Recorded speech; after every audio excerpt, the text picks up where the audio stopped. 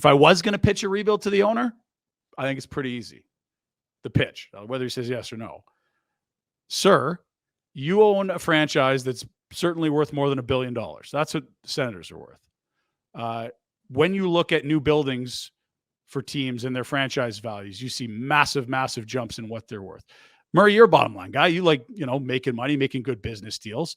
Why don't we aim to be excellent when that building opens in around 4 to 5 years?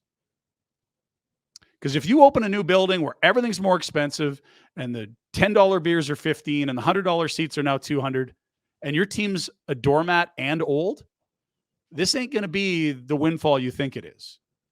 But if you have found a way to build a young team over 3 or 4 or 5 years into the opening of that, you might have yourselves a serious cash bonanza here because the team is young and competitive in time for higher prices for everything you sell.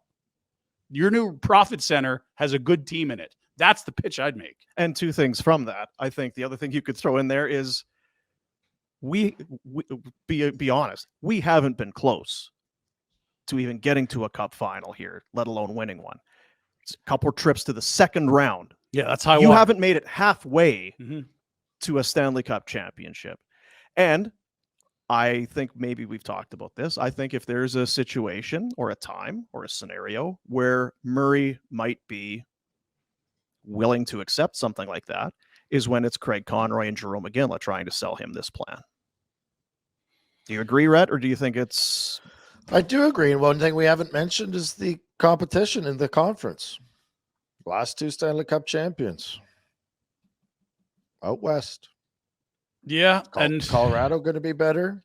If Vegas you had still going to be good, Edmonton 2 more years of those clowns, yeah, right. So like at least maybe more.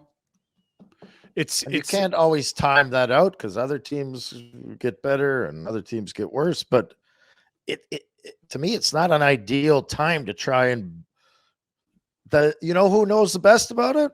The 80 mid to the Stanley Cup champion Calgary Flames team knows the best about going up against the best.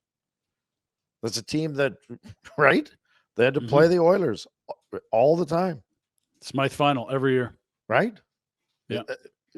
And to be the best, you got to beat the best, but there's something to be said about massaging it